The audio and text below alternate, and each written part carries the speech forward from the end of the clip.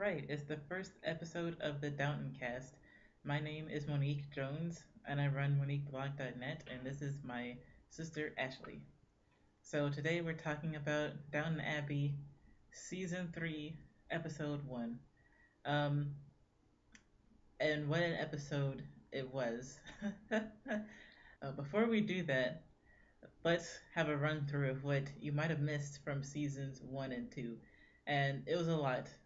So, so if you want to go really in depth, you might have to do some research on your own, but or just watch it. Or just watch it. But here's a quick rundown of what you might have missed.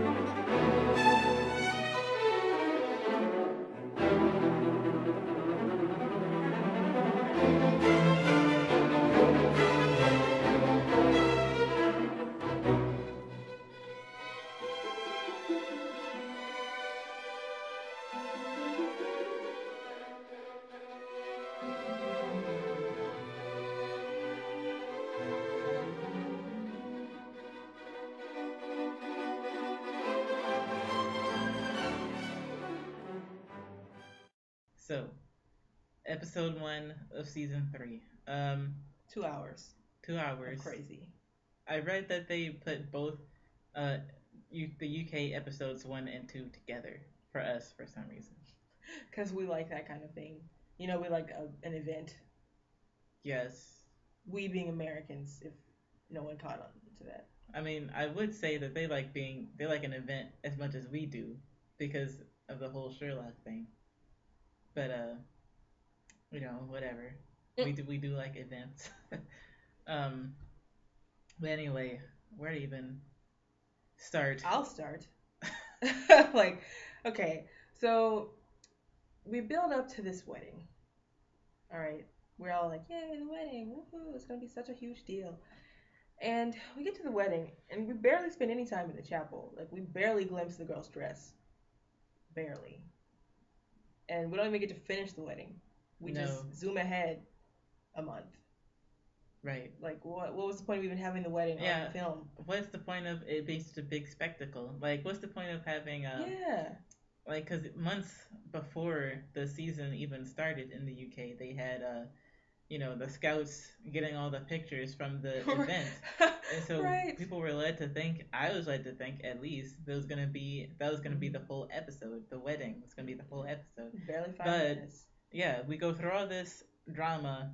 Like, it starts out with Lord Grantham losing all his money. This fool. I mean, okay, that's like 101 of investment. For those of you who I guess don't know, and sorry, this is spoilers. Like, if you're watching this, I'm sorry, you're just being spoiled. Like, look, sorry, but dude puts all his money into one company, and not just his money, the money he got from his wife, because he was already poor, or whatever, he's failing, whatever. I don't even understand. They were already destitute, but destitute. All they had was the house. All they had was the status. That's all they had. They didn't have the house either? I mean, they had the house, but they needed the money to go with the house. Yes. See, and that's another thing. Maybe you have to be British to really understand these things, but, like, how are you poor, or, you're ruined, but you're still able to live in the house for, like, months and hold all these parties and stuff, but you're poor? Like, what do you... Anyway, the question I have is, where are his financial advisors, Lord Grantham? Who said, hey, you know what's a great idea? Putting all your eggs in one basket, especially when you already had the possibility of ruin a few years ago. Let's just try to set ourselves up for that one more time, please. By all means. And the kicker is that, to go back to what this episode is about, he loses all his money, but he lost it in a train, in a railroad company, which by the 1920s, I mean, yes, railroads are still there, but they're probably going out of style, because we're getting into new technology. Like, I can't remember when exactly. Planes came out in the 19 teens, right? Yes. Yeah, so I'm sure airplanes. We know history. Airplanes is probably the next thing that's happening, and railroads are beginning to go out because we're now in the modern age. Shift your investment. And so Lord Branson has basically lost all his wife's money, and he has to tell Mary that all the money's gone. And she cares so much about freaking Downton. Yeah, she is set to be. She has her heart set on being the Countess of Countess. That's what she said. The Countess of Downton. Her grandson. I don't know how. I'm American, guys. I'm sorry. We don't have these. And what's more, we're black, so our people didn't have them at all. So Right. I have no idea what these titles are. Sorry. So I'm sorry. She has her heart set on being this ruler of Downton, but she can't if she doesn't have the money. So she's asking Matthew to give the family money because he has found out that he's going to be the heir to Lavinia's. I guess she did come from some money.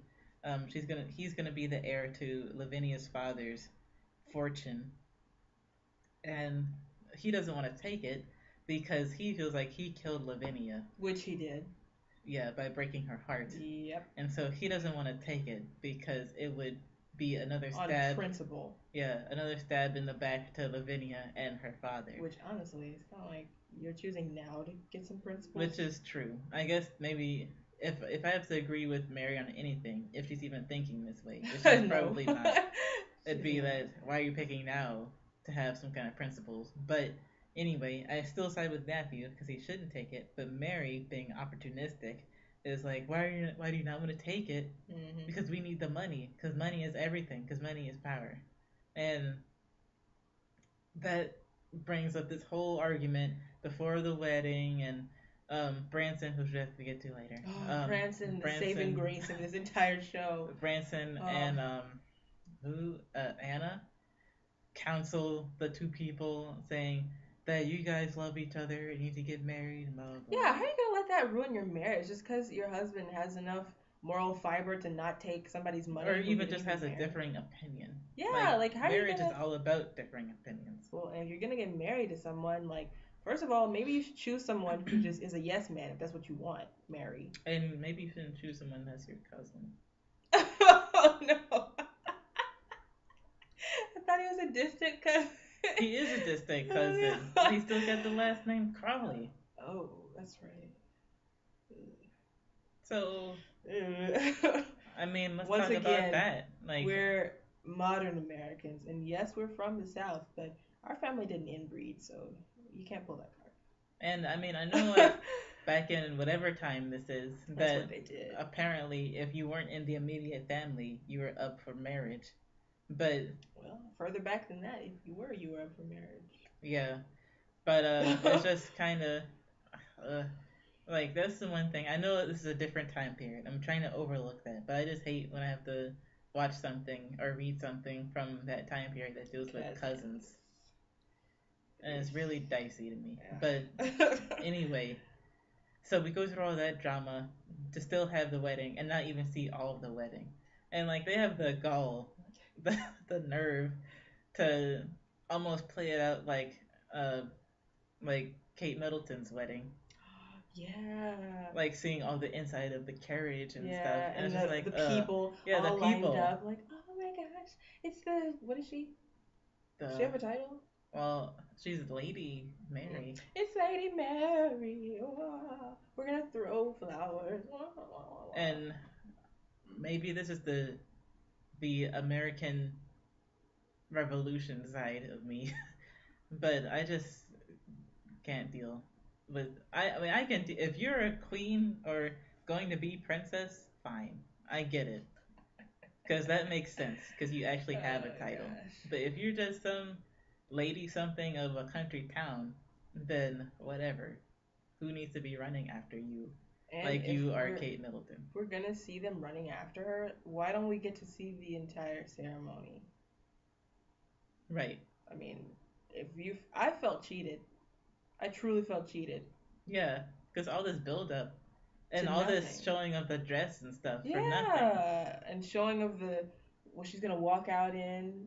We don't even get to see her walk out. Like, what's the point of that scene, guys? Oh yeah, you're right. We can hint that they're poor in another way. You don't have to get was it Tolstoy who said this? I don't remember, but I believe it was him. If a gun shows up in Act 1, it has to be fired in Act 3.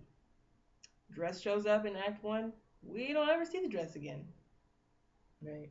Where is this money coming from? Right. Once again, I found myself wondering that, like I said earlier, throughout the whole episode. Like, if you're up for ruin, you're doing all this stuff. How did Matthew get so comfortable with being part of this family? Because at first, he was all like, I don't need money. I don't need Mr. Mosley. I don't need anybody. It's easy to say that when you don't have money. But once you get a taste.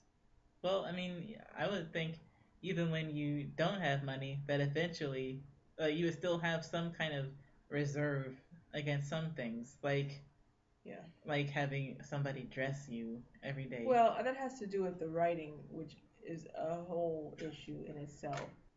Things just happen just randomly. Like, nothing fits together. Characters drop off the face of the earth. Their motivations change or disappear. Yeah. For example, what the heck is up with Curly Q? What's her name? These things. Daisy? No. O'Brien? No. Yeah. O'Brien. What's her angle? I don't even remember why she's evil. Like, I know some people are evil. And, like, in the first season, it was more like, yeah, haha, she's evil. She hates this whole setup. She hates how the underclass has to work for the upper class. You know, she was like a symbol for change almost. And she was also like a mean girl. Like, it was Thomas and O'Brien scheming. The duo trying to bring down the system or the Carson or whatever, like, from the inside. But now they're turning against each other, and they're just doing stuff quite like uncouth. When she kills the baby in the tub, you know, makes the lady slip and fall. That was back in season 1. But wow, yeah.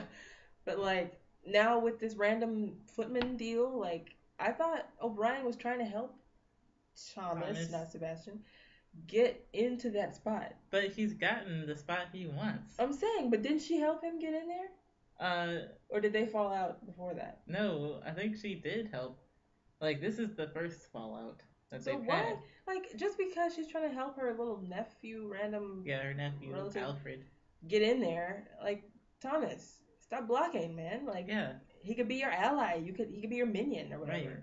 Right. Don't mess with O'Brien. You already know what she's capable of. And you would think, again, it would seem like it would make better storytelling sense to have. I'm not trying to say that the storytellers, the writers, are doing a bad job, because it's the bones of the show that have the problem, not the writing. Yeah, people who are writing, like, I understand your struggle. Please keep writing. I'm a writer myself, not a TV. And I want to be a TV writer, so I get it. But keep on doing what you're doing. To me, it would make more storytelling sense to have O'Brien introduce Thomas to Alfred and say, since you're in your ballot spot, help him get up to, at least below you, so that if ever you leave, he can get into that spot. But, just help him with the ropes, learning the ropes of how to do this, because he comes from a restaurant background and he doesn't know how to do anything except restaurant style serving and stuff. So help him. And I would think that Thomas, seeing how O'Brien is his friend, his only friend in there, the only one he wrote to when he was in the war, would be like, sure, I'll help him.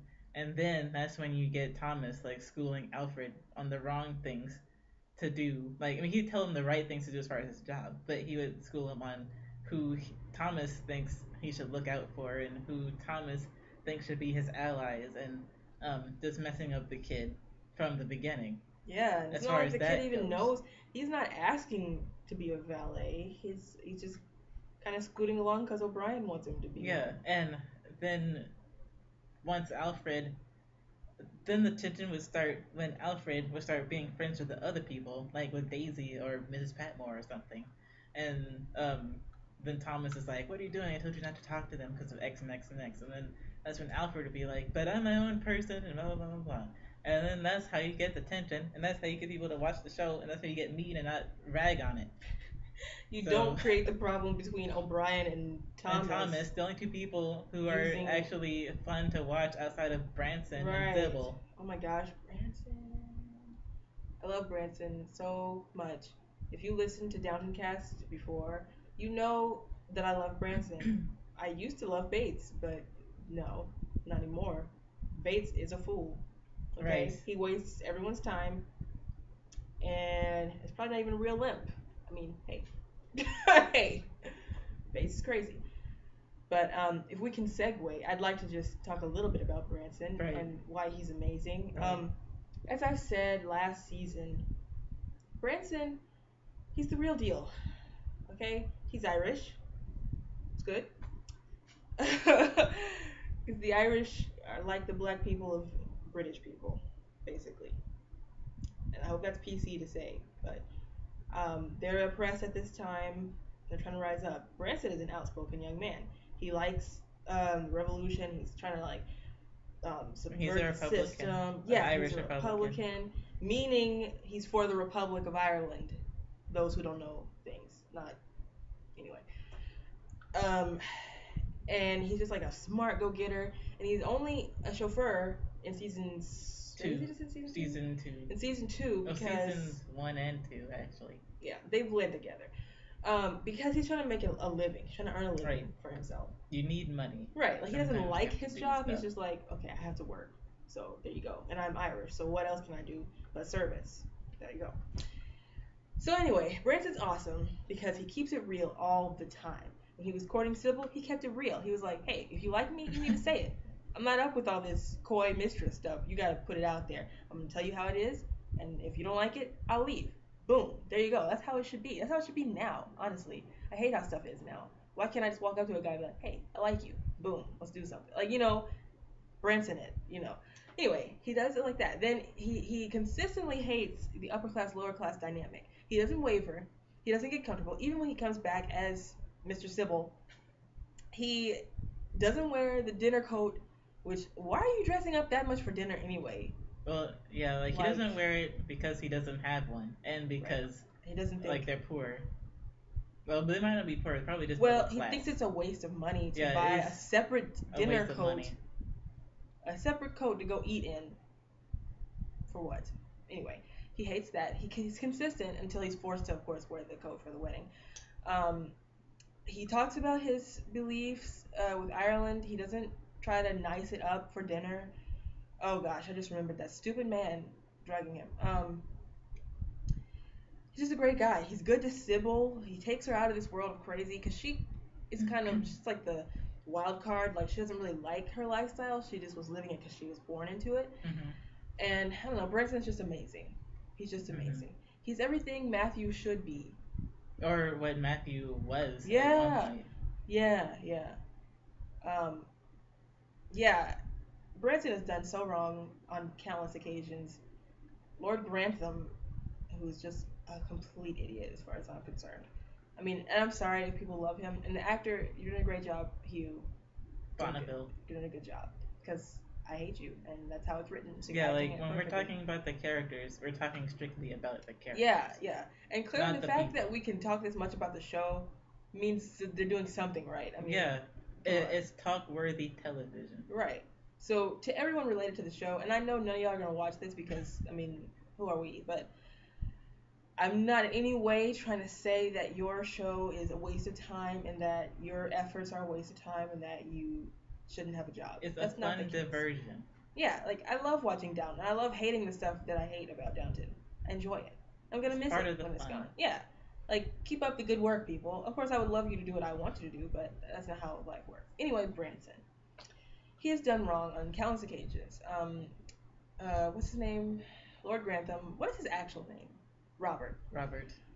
This guy, like, still calls him Branson for most of the episode, and still, like, doesn't want to recognize him as a member his son-in-law, of the family. Because he doesn't even like when Sybil is called, like, Mrs. Branson or anything like that. He's just like, she's lady, whatever. And an old flame of Sybil's comes to dinner one night. Dude drugs him because he apparently carries around narcotics just willy-nilly. Like, who does that? Drugs Branson and makes Branson just go on a tirade. I think I might have written down his name. In the middle of dinner, which is horrible. Luckily, people saved the day, but, like, how are you going to do that to poor Branson? That's terrible. Oh, never mind. It's not in my notes. There's something else about Branson. But, well, you did forget that, the fact that Branson did get drugged, that it's found out that he got drugged, everybody at the table turns on the guy who drugged him. Yeah. And that's when Matthew says that you're going to be my best man. Right. And everybody's applauding and stuff. And when Branson does talk to Matthew about getting married, that's when Lord Grantham finally comes around and is like, okay. You saved the day. Yeah, and that's when he finally acknowledges him as his son-in-law. I'm proud to call you my son-in-law. And then actually remembers to call him Tom instead of Branson.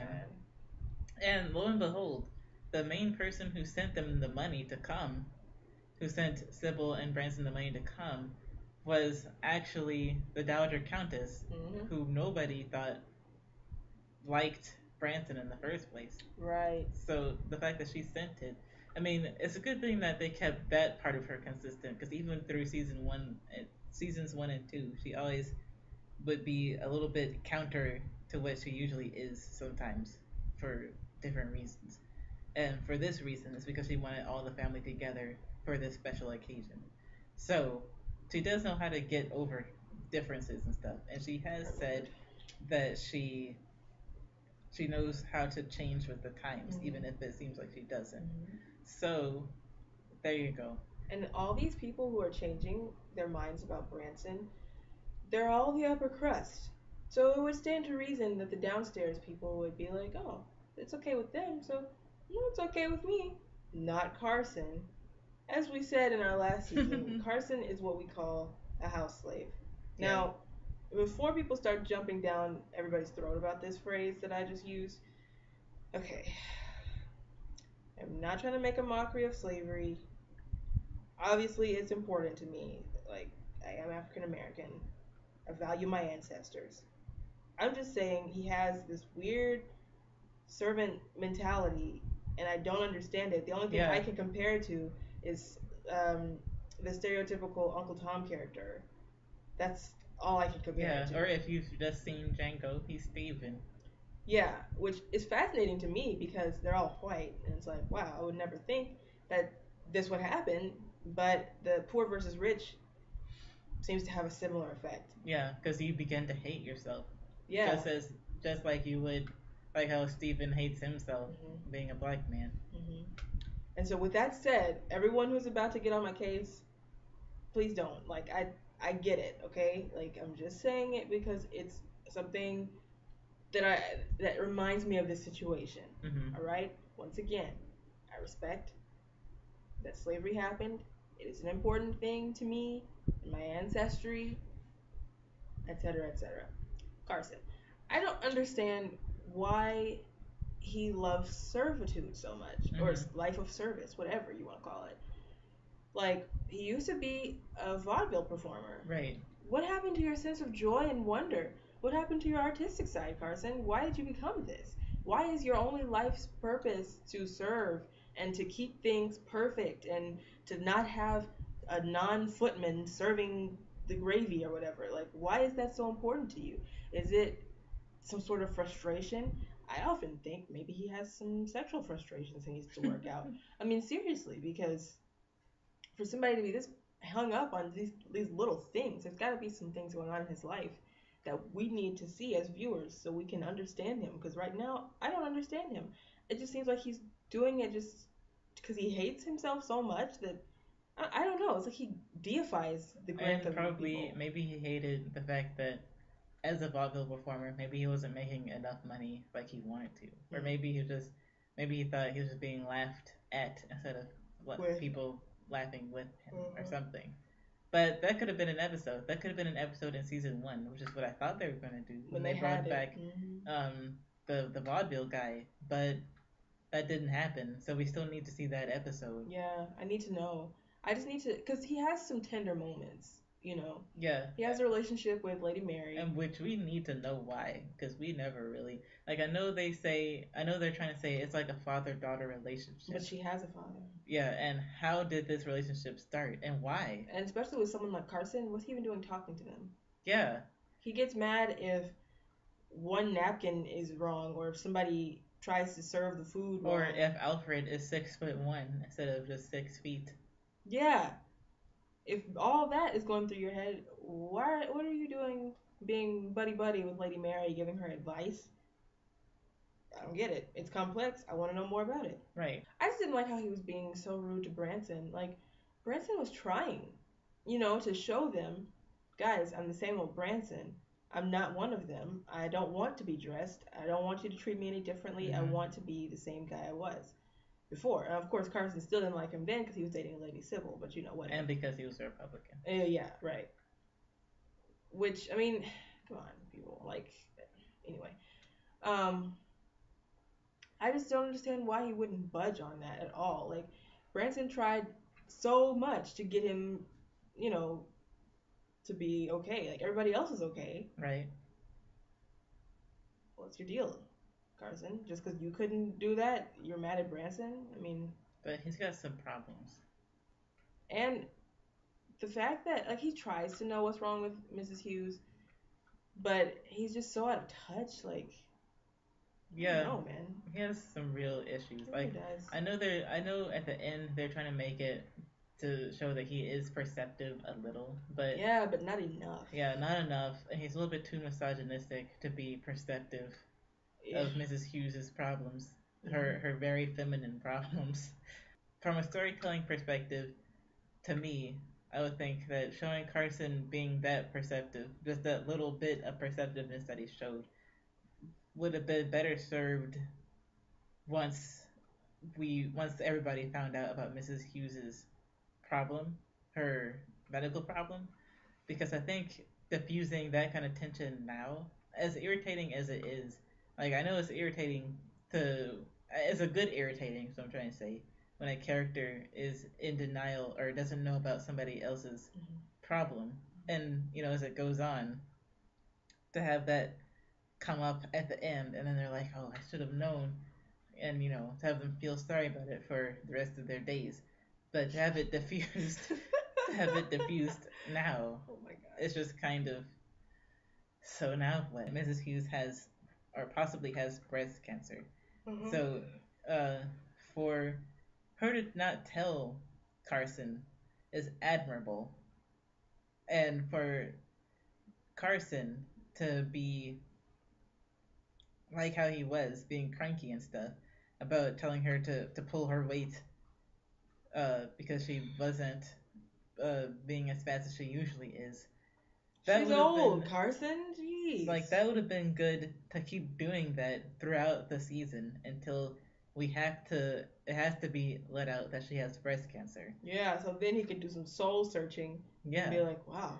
But now all we're left with is just, when will she tell them? Like, it's not, that takes out all of the tension. Because it's not only when will she tell them, but when will Carson realize that something's wrong with her? But now he already realized something's wrong with her. So now what are we waiting on? She might as well say something. Now the ball's in her court, and if she doesn't tell anyone, the fault falls on her. It's like, well, you could have told him when he asked you. What else? Well, okay, I don't want to talk about Edith, but we have to talk about Edith. And I'm not trying to not talk about her because she's the ugly duckling or anything, which I don't think she's even that ugly. Yeah, a word on Edith. She's a middle child, right? Right. I am a middle child. Well, sort of. I was one or the literal middle child for a while, but now I'm only half a middle child because there are 4 of us. But anyway, once a middle child, always a middle child. Middle children out there, you know what I mean. I used to identify with her. I still do, actually. Just the way that she, I guess, feels like she's responsible for something. I don't know exactly what she's responsible for, but like she feels like she can't move on with her life because it's never going to be her time because her other sisters are always taking up the spotlight. And it's not, no offense, but that's just how it feels sometimes. Not like y'all are taking it, but just, I don't know, middle children, you get it. Like, you just feel like, okay, let me just step down for a minute and let everybody else get their thing done. But at the same time, you're like, when is it going to be my turn? Anyway, Edith has this, middle child syndrome. And if you're not lucky like I am to have great family to kind of combat those feelings you have naturally, then you're kind of screwed, like Edith kind of is. Because her family basically reinforces the idea that she's never going to get married and it's cool that she'll just stick around and do nothing. Mm-hmm. And yeah, they're not helping by ruining her only chance at marriage. I know, there's nothing wrong with Sir Anthony. Except his arm, but who cares about that? And if he lost feeling in his arm from some kind of war or skirmish or something, shouldn't that be honorable? But I digress. The fact that that Lord Grantham is so against Sir Anthony marrying Edith is perplexing to me because, like, I know in the beginning of the show, in the first season, they're like, Edith is going to take care of us in our old age because obviously no one was Edith. How do you pick a kid to do that? You should. If somebody's going to take care of you, they choose to take care of you. Right. You never appoint someone to take care of you because then they're going to screw with your food and it's not going to be a good situation. Yeah. I mean, as parents, they should be loving enough to when they do need someone to take care of them. And people will jump at the chance and just, travel you around everybody's house. I'll take them this time, you take them then. Yeah. Share them. But that's speaking too much logic, apparently. Apparently. For the Crawleys. Edith isn't even ugly. I mean, if we had to pick a less attractive sister, I'm going with Mary because her attitude is stank. Yeah, like just because the outside is beautiful doesn't mean the inside is just as beautiful. Yeah, now Edith can be a little bit shrewd sometimes, but it's okay. Like she's only being shrewd to compete and combat Mary's shrewdness. Yeah. And I don't get how Mary gets rewarded for her shrewdness. No. And Edith gets punished for the same amount of vitriol. Mm-hmm. So the fact that her own father is trying to ruin a good chance. It's not like she's marrying some wastrel or something. She's marrying a person with standing, as she does point out, and her grandmother, Martha Levinson, does point out this too, that she's marrying someone with stature, someone with money, and someone with a title. What else is there to want? Right, you already got a chauffeur for a son-in-law. Only way to go is up here. I mean, and yeah, y'all know what I mean. But yeah, I'm really done with them bashing Edith. I'm done. I think since I mentioned Martha, I might as well talk about her. She's Cora's mother, played by Shirley MacLaine. Sorry. She is obviously American. Yeah, way. I know it's important to kind of have the American caricature because of the time period and because this is a British show. Like, because we make people into caricatures too. Right. Here. Right. I get it, but is that really how people see us? I hope not. Because and I'll mention this since I read it. Tom and Lorenzo, you probably already know that they review Downton Abbey, and they had an astute thing to say about Martha's caricature, especially at the dinner table when she's eating without any manners at all. And I'm surprised I didn't pick up on this until I read it. But the fact that they have everyone else, all the British people, with some kind of decorum about eating, and having Martha at the same table eating like she's never eaten in her life, it's just kind of perplexing that they would do that, because I mean this show is being aired to Americans too, so yeah. It's just kind of, it's almost like, rude. Julian, what you doing? What are you trying to say, Mr. Fellows? And that the show has this problem sometimes of having certain characters repeat certain lines all the time. So they have Martha's character always saying something about it's a changing world or it's modern times, and you're so right. I didn't even notice that until you said that. The like you guys aren't changing with the times or get with the times or something like that. It's just like, are these all her lines? Is this all you're gonna have Shirley MacLaine say? She can do more. She's a proven actress. Like, you can give her lines. Yeah, give her like really good, like juicy lines, like stuff that can combat the Dowager Countess, since that's who we're trying to make her adversary. Like, have it really be good. Yeah, we need some more one-liners because the Dowager Countess can't be the only one-woman show here. The one good thing I can say, I mean, aside from all of the great coats that Martha gets to wear, is that she does finally show up Mary and the Dowager Countess, because they're trying really terribly to get her money, which I'm surprised. I'm surprised Cora is against it. Martha does, well, she leads them on, kind of, probably indirectly, because she's like, yeah, I can help you, and they're like, yes, great, but I can help you by putting you up in hotels, right? Yeah, by when y'all are dirt poor. And by acting as hostess when you come to New York. Like, you can't be elitist and then beg somebody for money. Right, and you shouldn't be that, like, subtle with it. Like, don't be that underhanded with your own grandmother. Just be like, hey, grandma. And then you can't degrade their culture and then ask them for a handout. Like, you can't be like, Americans are so terrible, but I need your money. Oh, I forgot. Bates. Oh no, do we have to talk about Bates? We do a little, because he goes a little bit crazy in this episode. Oh, I forgot about his prison. Right. Oh my gosh. Oh my gosh. So first we have Anna, who's still trying to get Bates out of prison. Anna, please, run away. Go far, far away. And she's working hard trying to get him out of prison. I think in the next episode she's supposed to talk to some lady named Mrs. Lovett, who was supposedly Vera's friend. Hey, she works at that pie shop. Right. Did you catch that? 5 points for someone who catches that and comments the name of the musical down below. And so we have that we're supposed to see in the next episode. But all the while, Bates is like, what is going to become of this? How can this help me? Sad sack.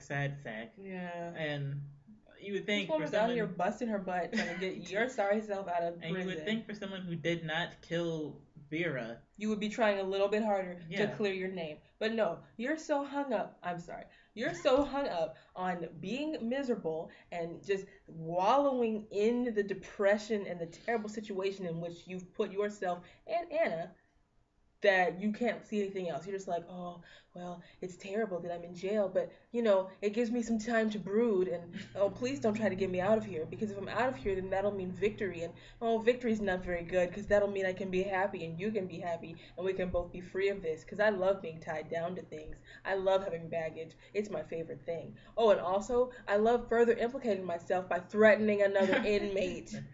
Right. Which is what I was going to get to. Come on. You were convicted of freaking murder, and you're saying, I didn't do it, and then you come out here and choke somebody? Hey, man, you saw him being bribed by the freaking person. What do we call them? Guardsmen?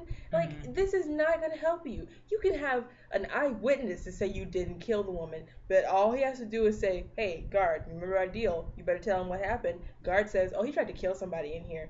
You can see this man's neck. It's bruised. He's a killer. That's enough proof for us, because this is the 1800s. It's not, but, you know, it's the 1900s. But you know what I'm saying. It's this archaic judicial system. So we're going to take any small thing that implicates you and make it mean that you did it. That's what you're going to do irresponsibly while Anna's out here not living her life, and you make her feel even worse about living her life by telling her to go live it for the both of you?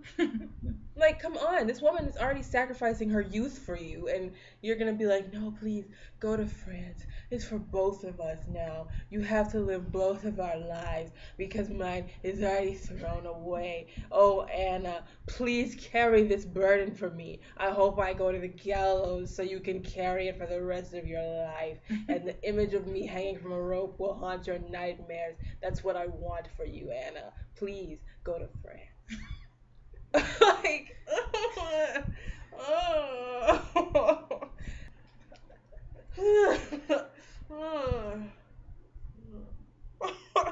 it destroys souls. It destroys souls. Can we just have Branson hour and be done? Oh my gosh! And when that poor baby is born, oh my gosh! I hope she gets to have the baby. I think she does get to have the baby. Because y'all already know. Sybil is the one who's having the baby. And if you didn't know that, you clearly didn't see, to quote Monique, the sack she was wearing. The shapeless sack they made her wear. And she kept, like, holding her stomach and everything. Like, she's pregnant.